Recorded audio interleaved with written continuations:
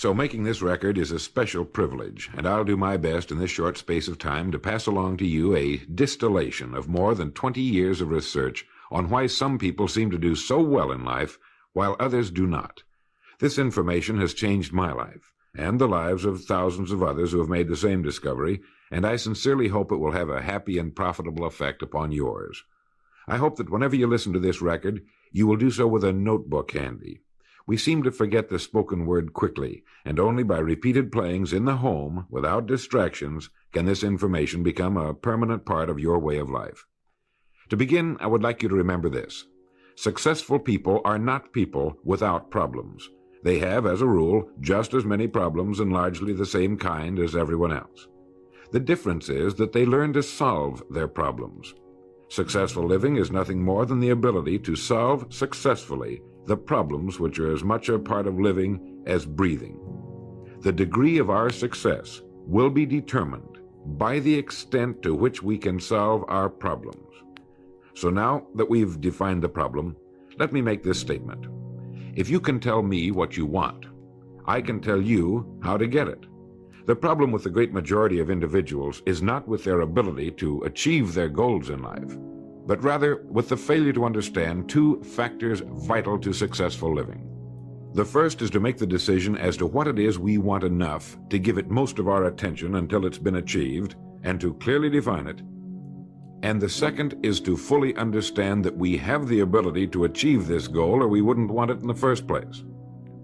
The next vital rule to successful living is to understand that our success is won or lost by our ability to serve others. We are interdependent, and it's just as impossible to succeed without serving others as it would be to live in our modern world without others serving us. Our rewards in life will and must always be in exact proportion to our service.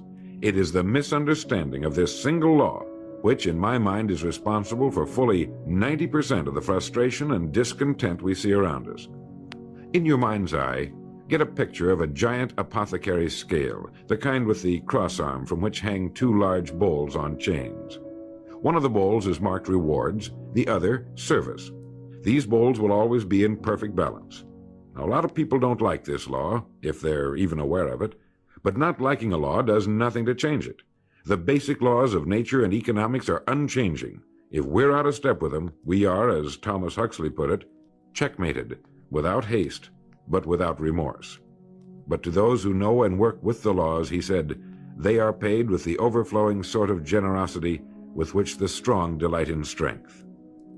Now, there are two kinds of rewards, or income. One is psychic, the other is real, or tangible, such as money or property. If a person doesn't like his income, all he has to do is take a good long look at his service. The fact that the many individuals in the fields of science, religion, teaching, and so on must measure most of their rewards in the realm of the psychic does nothing to alter the fact that their rewards will be in exact proportion to their service. Look where you will find this law in undeviating operation. Our rewards will always be in exact proportion to our service. Good examples of this are World Book and Childcraft. The fact that your company is the world's largest publisher of reference material is based solely on the fact that its products have found the widest acceptance and have been sold to more individuals and institutions. This is the law, then, that lies as the supporting structure of economics and personal well-being, so fix it in your mind. All attempts to sidestep or in any way avoid this law will result in frustration and failure.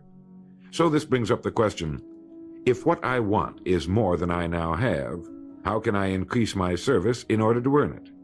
Well, whom do we serve? We serve people. So let's take a moment to try to understand people. The more we understand them, the better we can serve them. I think of an adult human being as a grown child, doing his best to play for the first and last time on earth this game called life. The extent to which he learns the rules of this mighty game will determine his success. But right here we run into an historic and exasperating fact. People down through the centuries have, with the most amazing consistency, divided themselves into two groups. One group contains about 5% of any given population. The other group contains the remaining 95%. Neither of these two groups is any better than the other. But one thing separates them. The big group the one containing about 95% of the people, never seems to get the word, while the smaller group, the 5%, does. Now, what do I mean by getting the word?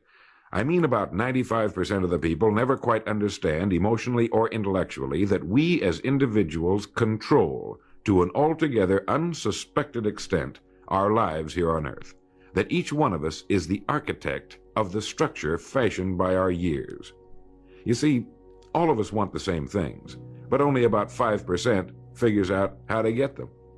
I think it's perfectly stated in your World Book booklet titled Opportunity Unlimited. It says, within each of us burn two unquenchable ambitions: to serve importantly and to gain financial independence. Both of these worthwhile goals are within the reach of all of us, man or woman, but according to statistics, only about 5% achieve both of them. Why? Let's look at it logically. Every human being has a tendency to think, act, and talk like those by whom he is surrounded. This is environment, and it exercises an enormous influence on our lives. We've already pointed out that 95% don't seem to get the word in life. Then it follows that in the case of any given individual, the odds are 95 to 5 that he is surrounded by the larger group. And since a body in motion tends to remain in motion until acted upon by an outside force, that he will continue to conform to his group unless we can do a better job of serving him through knowledge. Here is our largest opportunity for service, and the rewards will take care of themselves. Now, right here, let me restate what we've covered so far. Our rewards, psychic and tangible, will be in proportion to our service. The failure of most people to live successfully is not caused by their lack of abilities, far from it, but rather in their failure to decide what it is they want, and understanding that our wants are governed by our talents and abilities, and that we are divided into two groups of roughly 5% and 95%, and that it's the 5% group which is successful. So here, let me give you a definition of success which, to my mind, covers the subject completely. Success is the progressive realization of a worthy ideal. That is, anyone who knows where he is going in life is a success. At the moment he makes the decision of what it is he intends to accomplish, of what it is he considers a worthy ideal, he is successful. Once this goal has been accomplished, he is again, by our definition, a failure, until he establishes a new goal toward which to work. To my mind, this is what we as human beings were intended to do, to go through life from one achievement to another, and to finally come to the end of our road here on earth, still reaching, still working toward a new and better plateau on which to stand. For this is to live and live completely, to know as much as we can know, to serve as much as we can serve, to accomplish as much as we can accomplish. Well, since success is the progressive realization of a worthy ideal, why are we faced with only 5% who can be called really successful? Because the best estimates available tell us that only about 5% will ever decide upon and define the one thing they want. One thing, because we can only do one thing at a time. To my mind, the story of a person's life is the story of a quest, a search to which he devotes his life. We know that the happiest people on earth are those who know exactly what it is they seek and set boldly out to find it. And while we're all dreamers, the fortunate ones are those who have found a dream so exciting and worthwhile that they'll devote a part or all of their lives to making that dream come true. But while all dream, by far the great majority, that 95%, never realizes that a persistent daydream is often the point on which we should set our compass, the place toward which it is meant for us to journey. The tragedy is that the great majority shrugs off this built-in direction finder and returns to the wide, visible, well-marked road in life which they feel must be the best road because it carries the heaviest traffic. Well, let's make this point clear. The road in life with the heaviest traffic is not the best road to follow, for it is the road of the 95%. It is the road with no more opportunity and with 19 times as much competition. Let me very briefly tell you how I got started on this business of making a study of people and why they wind up the way they do. I spent nearly 20 years looking for the secret to achievement. I didn't know it was older than the pyramids and had appeared in more than 50 million books. It started in 1933 during the last Depression for me. I was bothered by the difference that existed between what I had been told and what I could see around me. For example, I had been told that man was God's noblest creature and had dominion over all the earth and all its other creatures. I knew this was true, but in my neighborhood the creatures were eating better than we were, and I wanted to know why so many were poor when there was such abundance on the earth. They had no money, but there was still as much as there had been a few years before. Where it had gone? They had little education, yet education was on every side of them. They had very little food, yet it was raised in abundance. They lived in inadequate and ugly dwellings, yet there were good homes for sale. Well, it was apparent to me that these people didn't have the answer to the problem. They were good people, but they didn't have the answers. Here were people who were discouraged and confused in a world which should have been filled with challenge and excitement. It's true that we were in a period of general depression, but to the thinking individual, this represents another problem to be solved, another challenge to overcome. And to many, it was the thing that sparked their greatest accomplishments. I remember reading something once about discouragement. It was a fable about a devil's sale, and he had his many wares on display. There was the rapier of jealousy, the dagger of fear, the strangling noose of hatred, each with its high price. But on a purple pedestal, gleaming dully in the light, was a worn and battered wedge. This was the devil's most prized possession, and it was not for sale, for with it alone he could stay in business. It was the wedge of discouragement. Well, as I remember it, the people in my neighborhood were a pretty discouraged lot. Now, discouragement can only come from one of two things. One, a lack of information, or two, a situation over which we can exercise no control. It is very seldom that we're faced with number two. Almost all discouragement can be traced to a lack of information. If you find yourself falling from the top of a high building, you could justify discouragement, but it can be traced to your having made the fatal step, and that was a lack of information about the law of gravity. When I asked these people why we were in the fix we were in, they did a very human thing. They blamed other people. They looked everywhere for the answer except where it really was, within themselves. These were the 95%. And I decided to find out just what it was that separated the haves from the have-nots, not just in a financial sense, but in every sense. I found the answers in books written by great men. I found the answer in the Bible.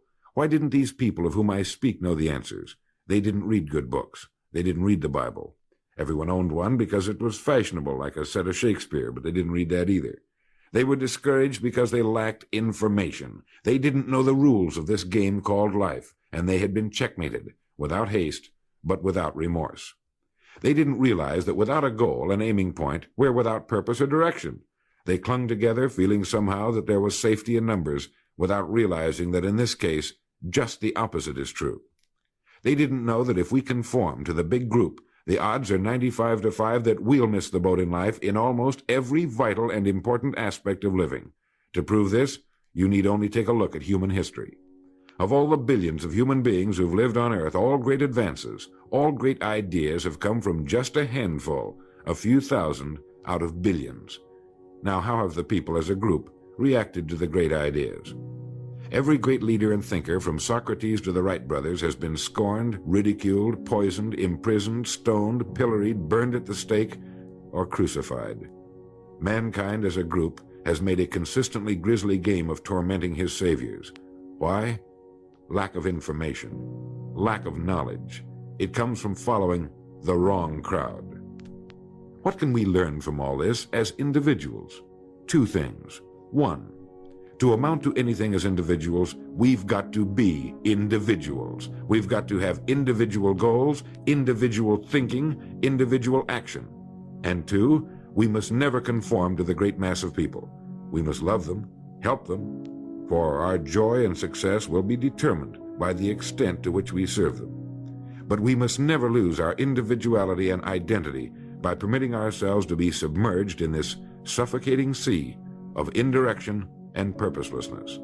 There's nothing wrong with emulation. In fact, it's a good idea, so long as we emulate a person who represents that which we wish to become, but never the crowd, never the 95%. And you know what the answer was, the secret to achievement that I had devoted nearly 20 years to finding? Its pure simplicity had caused it to elude me, just as it manages to elude the majority of the people in any given age. I had been looking for something complicated, something only a mind prepared by years of study could grasp, and I found the answer so simple a child can understand it. In 6 words, we are what we think about. Our minds, our thinking, controls our destinies here on Earth to a degree totally unsuspected by the great majority of people. When you think about it a moment, it becomes so obvious, so clear and simple.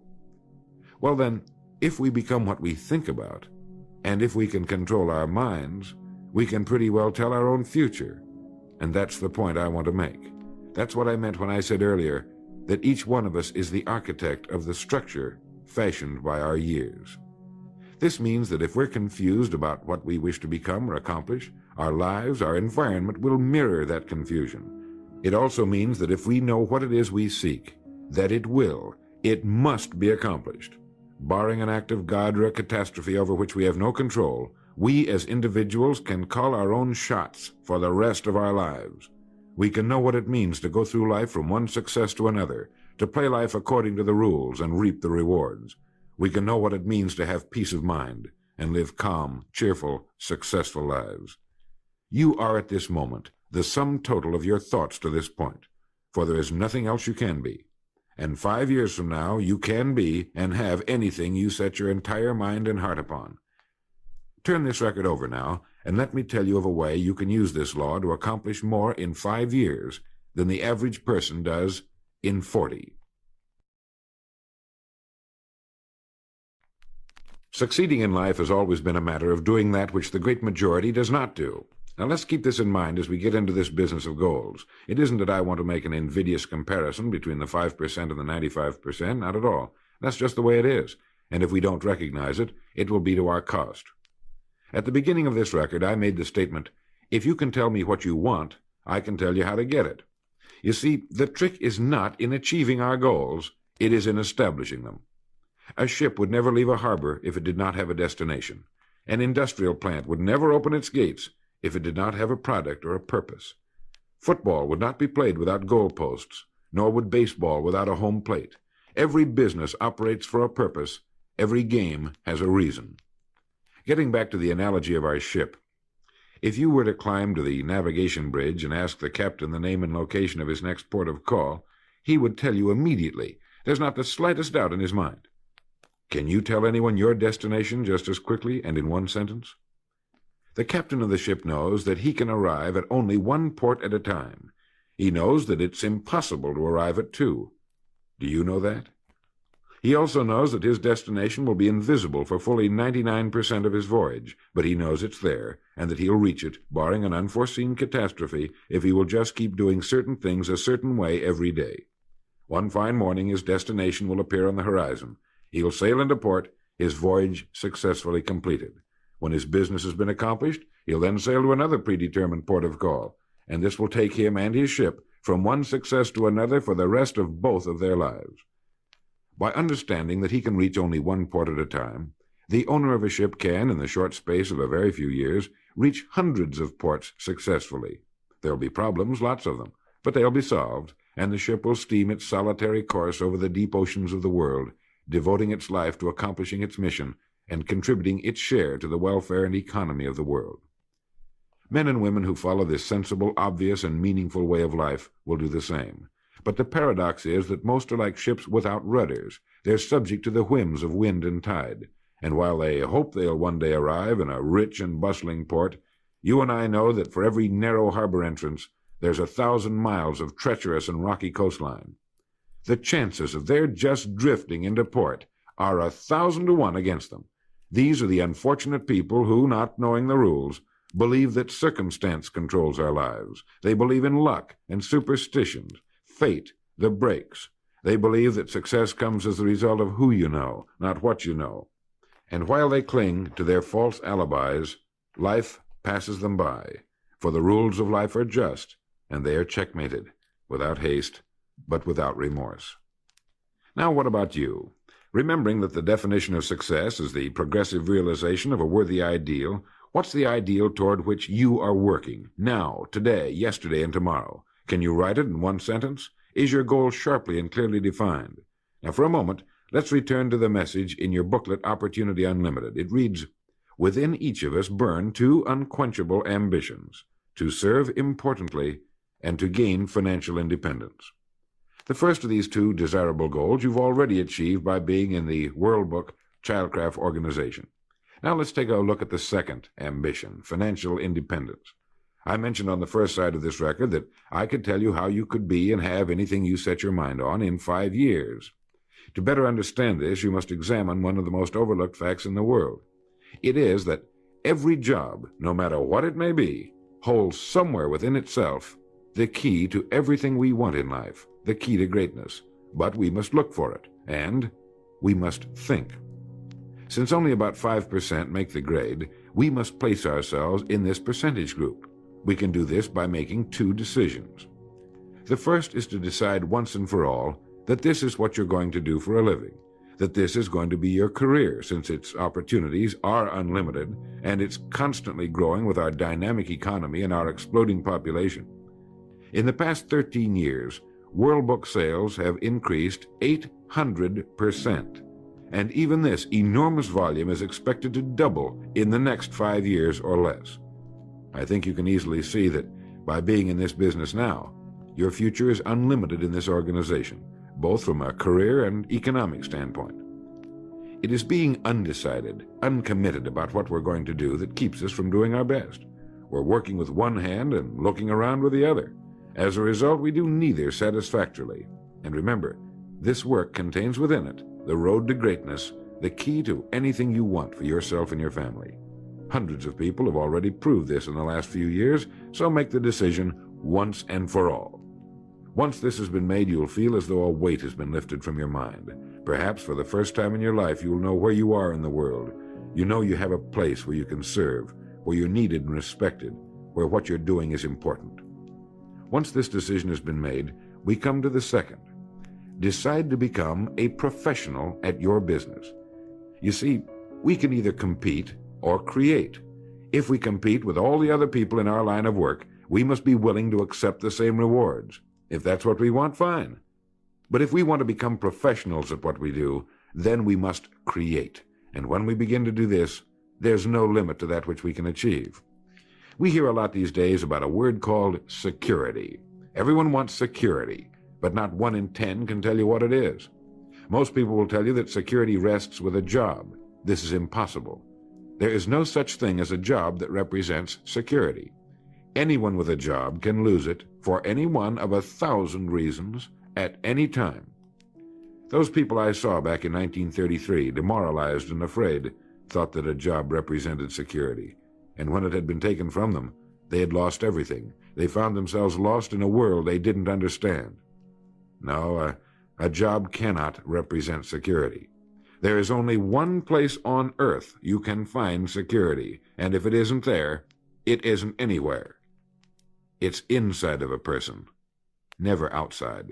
If a man has security inside, where it belongs, his wife and children can feel it when he sits down to eat with them, and they're warmed by it. If a man has security inside, where it belongs, you can see it walking down the street, and you can feel it when he enters a room. That's security, and you can't take it away from him. You can take away his money, his home, everything but a wife who's willing to start over, and most of them are, and drop him anywhere in the country. Go back in a year, and he'll be doing just as well as when you found him the first time. You can't keep a good man down, no matter what you do to him. Like cream on milk. You can shake it all day, but just set it down for a while, and it'll bounce right to the top again. This man or this woman has security, where it belongs. And do you know where it comes from? It comes from doing what we do for a living surpassingly well. It comes from being a pro in a world of amateurs. Becoming a pro isn't difficult. It comes from knowing what to do with time. It comes from knowledge, planning, and working. First, knowledge. This means learning everything we can about what we sell, about World Book, Childcraft, and our sales material. Learning everything we can about people, since that's who we sell, and learning everything we can about selling, since that's our profession. What we sell, who we sell, and how to sell. Those 3 subjects would fill a large library, but we can take things one at a time, and by devoting an hour a day to study, we can become outstanding professionals in 5 years or less. And it's the professionals in this business who can write their own tickets, good times or bad. They can live where they choose, and being professionals, work when they choose. Second, planning. This means writing down the specific goal we're now working toward. It means writing in detail about the first port of call we want to reach, realizing that we can only reach one at a time. It means selecting the income we feel will represent financial independence to us. Once this has been selected, we know exactly what we must do in order to reach it. As soon as our first goal has been reached, we can set a new one. The person who does this is the person people call lucky. Good things just seem to happen to him. The so-called breaks start coming his way. But it's a result of planning and working positively that attracts the good things to us. I can't emphasize too much the importance of describing your goal in detail. If it's a beautiful new home, get the actual plans, or at least an elevation drawing of the home, and carry it with you so that you can look at it regularly. If it's a certain amount of money, write down the specific amount for the coming year to the penny, and then work your plan. Whatever your goal may be, write it down in detail. Then you're like this ship. You're on course, and you reach more successful ports in a few years than most men do in a lifetime. And third, working. Working more than the average, if we're going to achieve more than average results, is necessary, of course. But with proper planning and with knowledge, it seems easy. Moreover, to work, we need energy, and energy is inextricably linked to desire. Unless we have a desire to do a certain thing, we find ourselves without the energy. But you will never find desire without energy. Once our goal has been crystallized in our minds and we realize that we become what we think about, our doubts vanish as to whether or not we can achieve our desired ends, and with the picture of our dream in our mind, we have abundant energy. Let me quote from William James' essay on vital reserves. Compared with what we ought to be, we're only half awake. Our fires are damped. Our drafts are checked. We're making use of only a small part of our possible mental and physical resources. Stating the thing broadly, the human individual thus lives usually far within his limits. He possesses powers of various sorts which he habitually fails to use. He energizes below his maximum, and he behaves below his optimum. And then he wrote, "Excitements, ideas, and efforts, in a word, are what carry us over the dam."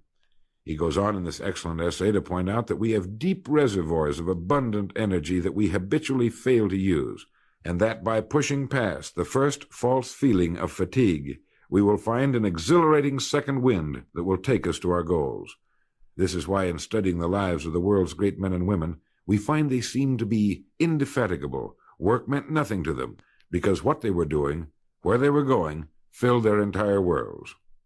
Frequently, people find it difficult to establish a goal toward which to work. Realizing that we cannot be successful without a goal, here's a good way to solve the problem. Get off by yourself, and where you can think without being disturbed. Then write on a sheet of paper a complete description of the person you would like to be, and the things, in being this person, you would have. Once this has been done, start acting the part of the person you wish to become. Carry, as often as you can, a clear mental image of the person you want to be, and begin to be that person. Soon this will become so knit with habit, it will lead you without fail to the goal you seek. You see, when you begin to do this, you're using your greatest power, your mind, and you will become what you think about. Some time ago, I was flying west and reading a copy of a television play by the 3-time Pulitzer Prize-winning playwright Archibald MacLeish. The play was The Secret of Freedom. Suddenly I read a line that shook me to the soles of my feet, and for a long time I stared out of the window, thoroughly digesting the line I had just read. Here is that line. "The only thing about a man that is a man is his mind. Everything else you can find in a pig or a horse." Think about that line until you know what it means. The only thing that sets us apart as human beings is our divine minds. Everything that means anything to us, our love of our families, our faith, our dreams, our talents and abilities, our religion, everything we know, is connected to us solely through our minds. Our minds represent our hope and our future. Yet, as a rule, it is the last place the average person will turn to for help. Your mind contains riches beyond belief, but you must prospect this rich and largely unexplored continent. And the only way it can be prospected is by systematic study and systematic thinking. Your mind is like a muscle. It will develop only to the extent that you use it, no more. By devoting an hour a day to study, you're building your mind into a powerful and creative servant. If you only do this 5 days a week, it comes to 260 hours a year. That's 1,300 hours in 5 years, or the equivalent of 162 8-hour days devoted to study and research. Believe me, if you'll do this, In 5 years, you'll be one of the most accomplished professionals in your field, and you'll have the world on a string. You will virtually be able to write your own ticket. The average man works 8 hours a day, about 50 weeks a year, for 40 years. That's time enough to become great at anything. The time will pass anyway. We might as well reap the rewards. So now, let's sum up and reduce the whole thing to a workable formula, a set of rules for this game of life that cannot fail to take us to where we wish to go. The first and most important thing to remember is the rule that controls our life. We become literally what we think about. This means that we must establish a worthwhile goal toward which to work, a goal that will occupy our minds most of the time. This goal should be written out or illustrated. We should look at it and restate our purpose every morning, every night, and as many times during the day as we can. We must fully understand, emotionally as well as intellectually, that whatever it is we set our heart upon will become real in our lives. We must also remember the law that lies as the basic foundation for all economics and personal well-being as well. Our rewards will be in exact proportion to our service, and if we want to get into the top 5% of the people, we must often cut ourselves away from the effects of our environment and become individuals with individual goals, individual thinking, individual actions. We must realize that our daily work contains more opportunities than we could develop in a lifetime, and that our job contains within itself the key to greatness, the road to everything we could possibly want in life for ourselves and our families. We must realize, too, that security can be found in one place only, inside of us. If it isn't there, it isn't anywhere. And the only road to security lies in doing what we do for a living surpassingly well.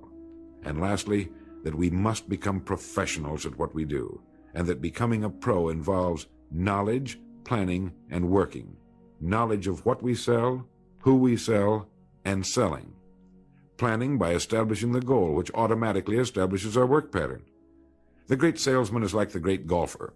It looks easy the way he does it, because it is easy the way he does it. But it took time, dedication, and work in its accomplishment. Is it worth it? You bet it is. P.G. Hamilton once wrote, "Let's be different. A strong life is like that of a ship of war, which has its own place in the fleet and can share in its strength and discipline, but can also go forth alone to the solitude of the infinite sea. We ought to belong to society, to have our place in it, and yet be capable of a complete individual existence outside of it. And remember the strangest secret, will you? You are now, and you will become, what you think about."